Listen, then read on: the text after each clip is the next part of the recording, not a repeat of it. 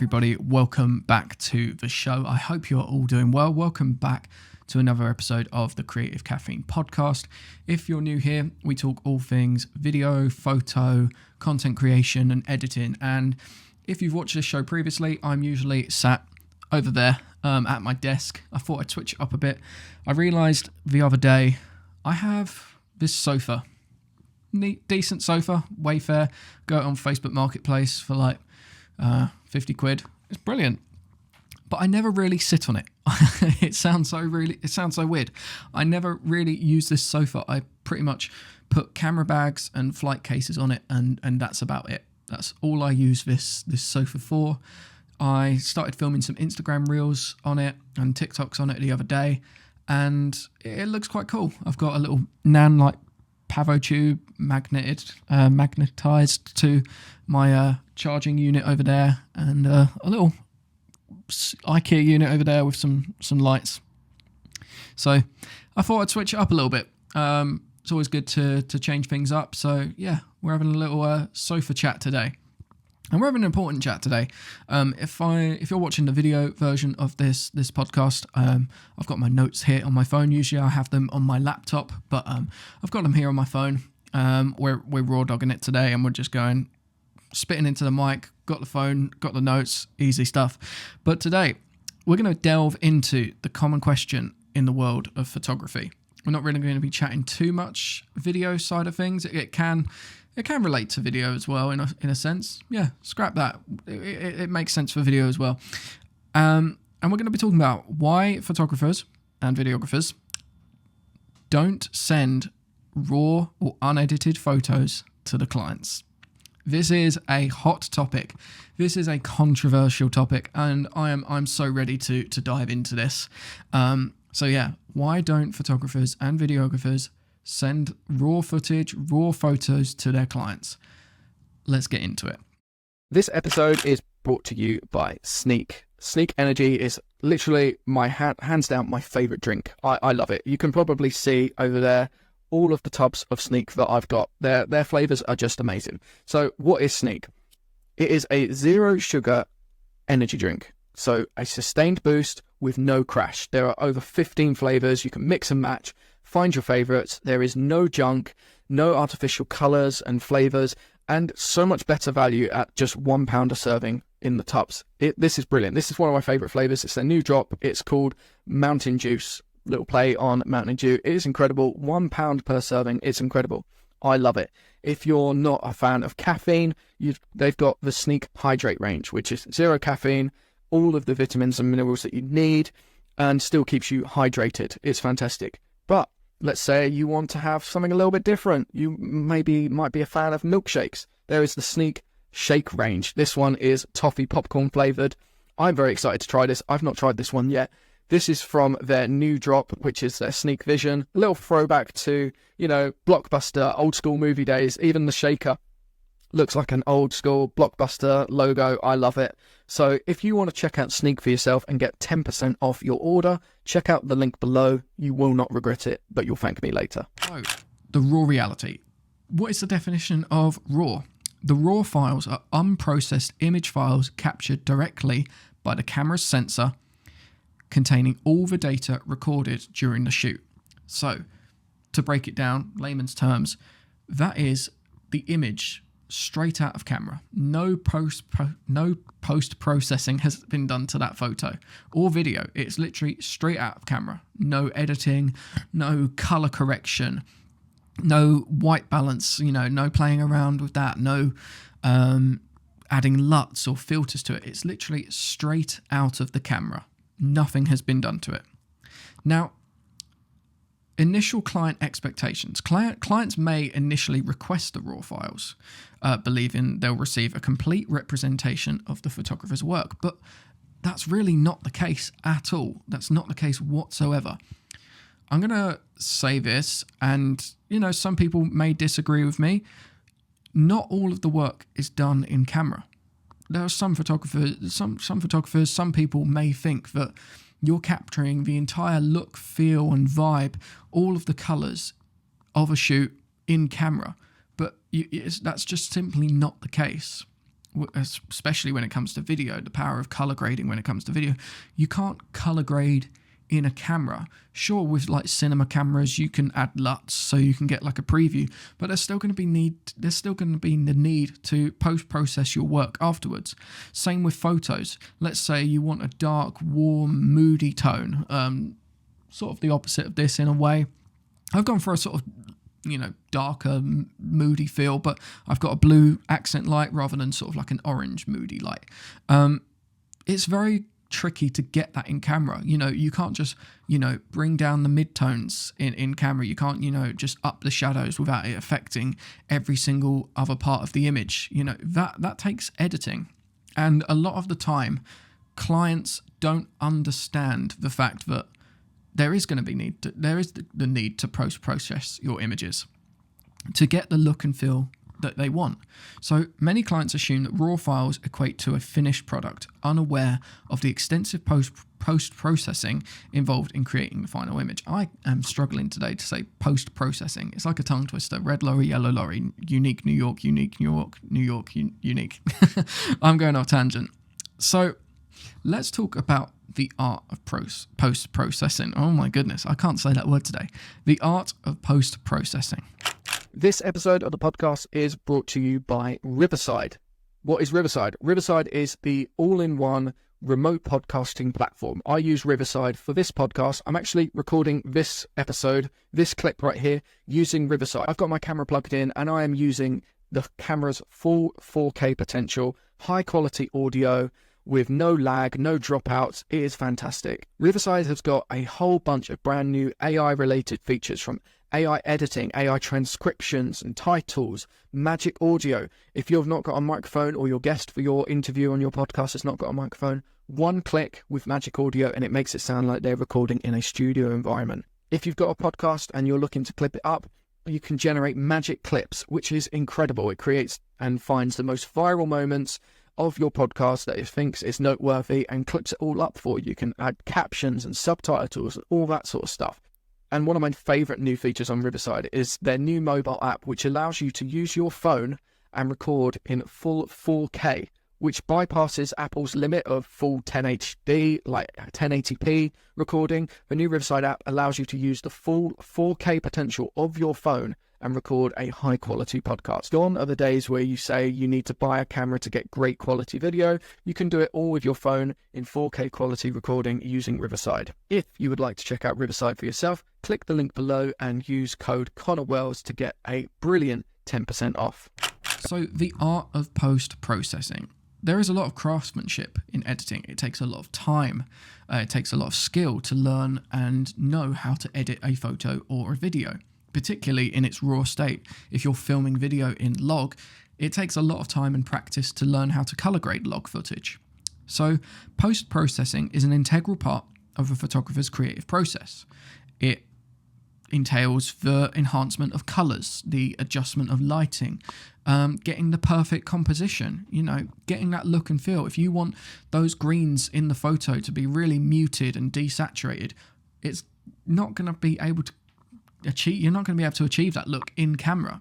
You're going to need to bring it into whatever photo software you're using. For me, I use Lightroom, and let's say I'm looking over there at my green plant. Let's say I'm taking a picture with those in the background and I want those greens to be really muted and desaturated. I'm going to need to do that in post, in editing, because you can't achieve that effect in camera. So when it comes to editing, you're really just tailoring the vision, especially if the client's got a specific vision and look and feel that, is part of the project that they want. That's the outcome. So editing enables photographers to refine their artistic vision, ensuring that final images align with their style and meet the client's expectation. Like I said at the start of that, if a client's got an expectation and they want, really bright and airy photos, there's going to be needed some post-production and editing. They're not just going to be bright and airy straight out of camera. For example, a lot of the time, a lot of my clients are actually female. I do a lot of shoots and photo sessions for people that are female. Now, typically, when I'm editing a shoot with a male, I don't really need to do too much sort of touching up of somebody's face, removing blemishes, smoothing out skin. I typically do that when it comes to a female, mainly because they prefer to have their skin smoothed out a little bit. A lot of the time females are a little bit more self-conscious about how smooth their skin is, if there's flyaways with their hair. That takes a lot of time to do. Obviously, AI speeds things up a little bit, but you can't do that in camera. Of course, some cameras have a smooth skin filter, but you can't do that when you're shooting RAW. And if you're going to be shooting RAW, there's going to be needing some editing. So you need to educate your clients and communicate about those kind of things. So communication, I've said this so many times on episodes before, communication is key. Educating clients about the importance of post-processing fosters transparency and trust in the photographer and client relationship. I love to educate my clients about the RAW files and the post-processing that entails when it comes to editing photos to get the look and the desired look that the client's after. So I'll often post up Instagram reels and TikToks showing the before and afters of photo editing. For example, showing the RAW file and then showing the edited file. I posted one up the other day and I got a message from a client saying, "Oh my goodness, I didn't realise the photos look like this straight out of camera." And then with the editing, you can get them to a stage where they look, levels above what they look as a RAW state. Typically when you're shooting photos, I like to underexpose my photos by, 3 to 7 stops. I think 0.3, 0.7. I like to underexpose my photos because if you overexpose your photos, it's usually going to be overexposed on the highlights, which is typically somebody's skin. And you do not want overexposed, blown out skin tones because that's going to be very hard to recover when it comes to editing your photos. So typically I'll underexpose my photos. If I sent those unedited photos to a client, the likely response that you're going to get from them is, "Oh my goodness, why are these photos so dark? They look way too moody. Where's all the colours? They just look really dark." Because you bring those colours back in the edit, whether it's by adjusting the exposure, adjusting the shadows on the highlights, or, adding a LUT that, adds that already. Or, sorry, not a LUT, a Lightroom preset. Same goes for video. Now, I've done quite a few shoots where this big client, mainly like a big corporate thing, will want the RAW footage to have on archive so they can, cut it up and use it. And I like to be asked that in advance. I'd rather not do a shoot and have a whole back and forth about sending the RAW footage after the project's complete. So I like to be told that beforehand. And usually that's very rare that a client will ask for the RAW footage. But if they're like a bigger, big corporation, they like to have all their stuff on file to use for archive stuff, then that's fine. If it's like a smaller business, then I tend not to send the RAW footage. But when it comes to big corporate clients, then yes, I'm not opposed to that, as long as they pay for it, because obviously I'm signing away my rights and usage of the footage, which we'll get onto later. But when it comes to shooting video footage, I'm overexposing by 1.7 stops, or overexposing by 1.7, because I shoot in log, which is a really, really flat picture profile. If you're watching this video, I highly encourage you watch this episode of the podcast on YouTube or Spotify. This is what it looks like straight out of camera. It doesn't look great. All the colours are gone. It's very desaturated. It's very flat. There's no contrast. There's no darkness to the footage. Whereas now, this is what it looks like once I've added a correction LUT. This is what it looks like when I've added a look and feel LUT, and then, some colour correction, bringing down the midtones, adjusting the shadows and the exposure. You simply can't get that straight out of camera. And I think it's very, very important to communicate clearly with the client why you can't get that look straight out of camera and, the power of editing. So you need to set the client's expectations. Clearly outlining the workflow from shooting to editing helps clients understand the value they'll receive in the final product, which is why I like to show off, well, not really show off, which is why I like to show clients the before and after of their photos, or the before and after of their videos, showing it with color, showing it without, giving them different variations of the color grade so they've got a few options to choose from. So sample demonstrations, I've touched on that there. Providing before and after examples demonstrates the transformative power of post-processing, refining the necessity of this step in delivering high-quality imagery. There has been a few times where I've sent off footage which is raw, really, really flat in S-Log free, no color whatsoever, and I've sent that to a client, and I've said, in the communications beforehand, I'm going to be sending you this footage like you've requested, like you've paid for, but just be aware I film in log. I film in a very flat profile, so you'll need to be able to have a program and a laptop that can handle raw and, unedited footage. And also, if it's going to be worked on and going to be used on a later date, have someone edit it who's experienced with log footage, because 9 times out of 10, they'll send me a message saying, this looks nothing like the finished video you sent us. Why does this look all flat? Where's all the colors? I like to communicate why my footage looks flat and the benefit of shooting log footage, or the benefit of shooting photos underexposed. If you clearly communicate that to the client, they'll understand the value of editing. They'll understand why. For example, I price my prices what they are because I'm factoring in the editing, because it takes time and it gets the footage and the photos to a point where the client will love them. Now, the next thing I want to talk about is legal and ethical considerations. I don't like talking legal stuff too much because I'm not an expert, but here's the basic things to consider. Copyright and ownership. Raw files typically remain the property of the photographer as they represent the unaltered capture of their artistic vision. Now, in my contract, when clients I do shoots with them, it states that I own the full copyright to the photos and I can do what I want with them. The client is basically just having a license to use them. I own the raw files, unless the client has stated beforehand, which typically is a bigger corporation who will want to have rights and usage to, unaffected usage of the raw files, then I'm signing that rights and usage away. It can get a little bit complicated, but basically I need to be compensated for losing the rights and usage of my footage, which is why I'll charge a fee for sending raw footage or sending raw files and photos, because I'm signing that away, so I'll need to be compensated. So that's one thing to take into consideration, but it's also protecting professional integrity. Releasing raw files may lead to unauthorized editing or micro-representation of the photographer's work, potentially damaging your reputation.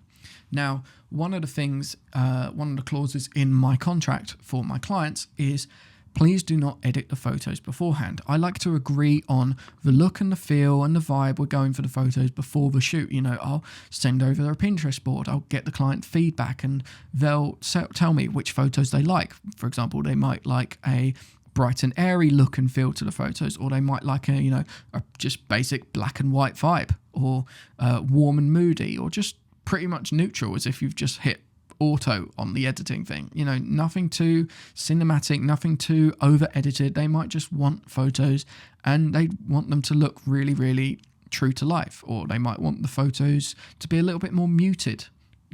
I like to agree that beforehand, so that the client doesn't feel the need to whack on an Instagram filter, because nobody wants that, especially if the client is bound to tag you on that post on Facebook, or tag you in that post on Instagram, or even tag you in the description of their website. A lot of the times on companies' websites, they'll list right at the bottom, all photographs by XXX, or all photographs by Connor Wells, for example. But if they've edited the photo, it's not a accurate representation of your work. I've had multiple times when I was just starting out where, I wasn't the best at communication with my clients, and I've just sent them the photos. They may not be the look and feel that they're going for, and they've put an Instagram filter on and it's way too saturated in a way that I would never really do, and they've tagged me in it, and I've had to ask the client, can you please untag me, because that's no longer my work. I've had that for video work as well. I was shooting a live session for a singer, and he was a little bit conscious of his skin. I don't know why. He was definitely seeing something that I wasn't. And he said, is there a way to smooth your skin? And I was like, that's not really something I do for videos, and particularly with men. I don't really sort of airbrush skin. That's just, it's not me. I don't do that. And I sent him the finished video, and he tagged me in it, and he'd ran it through an app, and it had smoothed out his skin. It had removed any sort of contour between his jawline and his neck. His nose had completely sort of gone smooth and flat. It was hunting from skin tones at the back on his face to the similar kind of colours with this wooden wall in the background. And I had to send him a message saying, can you please untag me, because that's not my work anymore, and I can't be seen being tagged in something that isn't a accurate visual representation of my work. The next thing I want to talk about there is respecting creative control. So at the end of the day, clients hire photographers for their expertise. We've been shooting with cameras and editing photos and videos for years. That's why clients pay, a small fortune to have us, come in and capture their product, capture their face, capture their business or their event. That's why they book us, because they may not be experienced with that. I've got a few clients that, know how to handle a camera. I've got a restaurant client where I'll do some of their photos, but then some of the time they'll do photos in-house. And it's nice because, when we're shooting, we can have a little bit of, back and forth communication and dialogue about how we want the photos or videos to look, because the client is, knowledgeable in that field. But, running a business, it costs a lot of time, and it's just easier to delegate those kind of things to an expert like myself and like you guys, other photographers, other videographers. So clients are trusting us to curate and deliver the best possible images and video that reflect their shared vision. Clients will book us because they want the right look and feel, and they know that by editing, if you've clearly communicated that well enough, that's what we're going to give them. So it's really, really important that you clearly communicate what editing can do for photos and videos. So there we go, people. In conclusion, while the request of raw files is understandable from clients' perspective, the decision to withhold them underscores the importance of post-processing in evaluating photography to its fullest potential. Like I said, I'm not always opposed to sending the raw files to a client. It depends on the size of the client. If it's like a small mum and pop shop, then I'm going to be a little bit opposed to sending the raw files to like smaller businesses. But if it's a big corporation and, they've got lots of, marketing team, people who will need access to them, if they've got a big archive of footage that they'll have their in-house team cut up for later use, for posting on LinkedIn, for having on their website, then I'll be compensated for sending the raw files and raw footage. And a lot of the time it's a big fee. I do charge a lot of money for sending over the raw footage because, that is my work. But if I send that over, it's not my work anymore. So by educating clients, maintaining professional standards and upholding creative integrity, photographers and videographers ensure that each image delivered is a true reflection of their skill and dedication to their craft. So let me know in the comments below. I can put my phone down now. I can get rid of my notes. So let me know in the comments below. Do you send raw files? What is your opinion on raw files and sending them? A lot of the time, I know for some reason in America, I've had a lot of people talking in Facebook groups and, group chats and stuff that if they book a photographer, they expect all of the images off the SD card and that's it. They expect all of the photos. Here in the UK, it's a little bit different. Any photographer you speak to here in the UK typically won't be delivering all of the photos on the SD card unedited from your standard photo shoot. I don't know. It's different. It's different cultures. Different countries have different views. My view is it depends on the client. It depends on the client, depends on the situation, and also depends on the budget as well. If a client really, really is adamant to have those raw files and they've got the budget to pay for it, whether it's the photo or video, I do charge more for video than it comes to when it comes to photos. If they've got the budget and they're very, very adamant and they've let me know beforehand, that's fine. we've got contracts, we've got those agreements in place, then I'm okay with sending the raw files. So let me know in the comments below. I think there's comments on Spotify, there's definitely comments on YouTube, but let me know what your thoughts are on this subject matter, because like I said, it's a controversial topic. Not many people like to talk about it. It's a little bit of a tricky one to discuss and navigate, but let me know in the comments below. Thank you so much for watching this episode. I hope you enjoyed. I hope you enjoyed listening as well. If you're a audio listener on like Apple Podcasts and Spotify and all that sort of stuff, make sure you follow the pod. It would be amazing if you hit the 5-star review. If you think it's 5-star worthy, that would be amazing. It helps the podcast reach new people and help new people as well. And I will see you guys on the next episode of the Creative Caffeine podcast. Peace.